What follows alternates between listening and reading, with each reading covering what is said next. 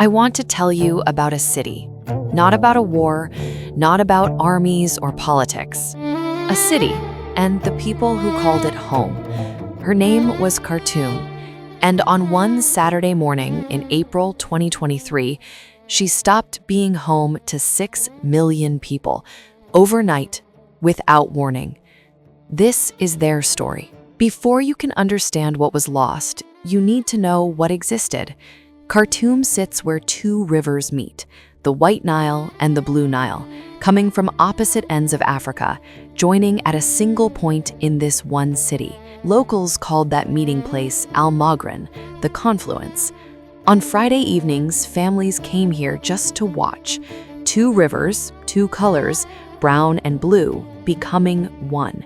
And everywhere you walked in this city, every street corner, every busy intersection, there was tea. Women called the Sitat al-Shai. They arrived before sunrise every single morning, lit their charcoal fires, spooned sugar into small glass cups, started to hum. There were 23,000 of them across Khartoum, 23,000 women, most of them far from their home villages, who would come to this city with nothing and built a life one cup at a time. That was Khartoum, a city that made strangers feel like they belonged. And then, one morning, it was gone. April 14th, 2023, the last night of Ramadan. Families were up late, mothers baking sweet Eid biscuits for the morning, children too excited to sleep. The whole city smelled of cardamom and sugar. 6 million people went to sleep in their city. They never really came back to it. The next morning, a Saturday, people were still sleeping when they heard it. Gunfire. At first, some thought it was children with fireworks. Then the windows started shaking. Then the screams. Within hours, the airport shut. Internet went down. Electricity cut out. 6 million people trapped. No warning, no explanation, just the sound of a city cracking open on the morning it was supposed to be celebrating.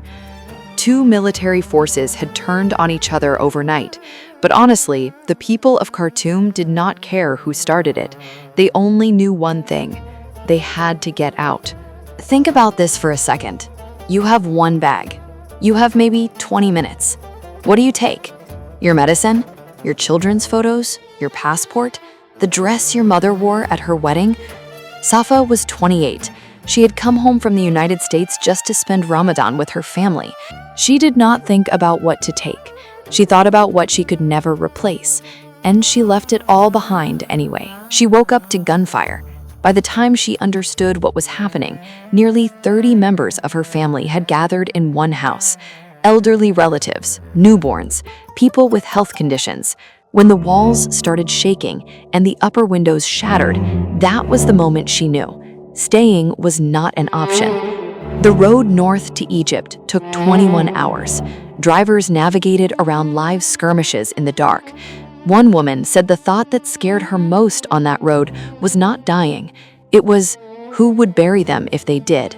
But not everyone left. Ahmed Uduma was 63. His family escaped early. He watched them go, and then he turned around and went back inside. Every person who ran was trying to save their family. Ahmed stayed for the same reason. Because that house was built by his father in 1972. And to Ahmed, leaving it meant losing the last physical proof that his family had ever existed, that they had built something, that they had mattered. So he stayed, while bullets came through the walls, while shrapnel grazed his knees and his face, while the city outside became unrecognizable. When the army finally retook Khartoum in 2025, 2 full years later, Ahmed was still there, clearing rubble, patching walls, and saying, quietly, to no one in particular, "Now we are rebuilding it, inshallah. We will get there." I have thought about those 5 words a lot. We will get there. Said by a man who spent 2 years alone in a house full of bullet holes, waiting for his family to come home. That is not stubbornness. That is love.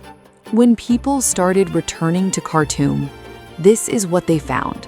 street after street in ruins. The 200-year-old presidential palace, burnt. The university campus, vehicles destroyed, papers and ammunition scattered across the same lawn where students used to study, hospitals looted and shut down. People died from things that should never kill anyone because there was simply no medicine left. But here is what else they found. Children on bicycles, riding through streets that were battlefields 6 months ago. Just riding, the way children do. A bakery owner who came back after 2 years and just started baking bread again. And the tea ladies, some of them are back at their corners.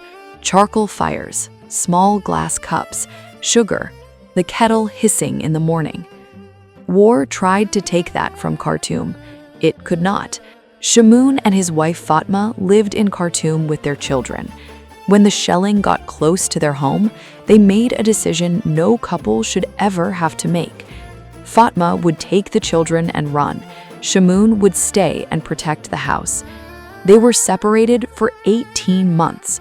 Shamoun searched, asked around, heard nothing, until one evening he turned on the television, and there, on an Al Jazeera report about missing families, was his wife's face. I said, "Man, this is my family." It was such a huge surprise. And when Fatma spoke about those 18 months, she did not talk about the bombs. She did not talk about the politics or the armies or who won what territory. She said, "I knew my children would be okay as long as I was with them. But for their father to be gone, that was a real problem." For their father to be gone, that was a real problem. Not the war, not the destruction, the absence of one person. That is what she remembered. That is what hurt. Khartoum is over 200 years old. It has survived colonial rule, coups, civil wars, and revolutions. Every time, it came back. Ahmed is rebuilding his father's walls. The tea ladies are at their corners. Children are riding bicycles. Shamoun found his family on a television screen because someone told their story, and the world was small enough for it to reach him. That is why stories matter. Not to explain wars, but to remind us what wars cost, not in territory, not in politics, in people. In fathers and children, in cities and their corners, in one small glass teacup, still upright, still waiting, on a wall beside the Nile. This was Khartoum. This was the human cost. And this is Rushi's Moonlight storybook. You will not remember the name of the general who started this war, but you will remember Ahmed. You will remember Fatma. You will remember a city that smelled of cardamom and tea on the last morning it was whole. That is the human cost. Not a number, a memory. A home that exists now only in the people who carried it out in one bag.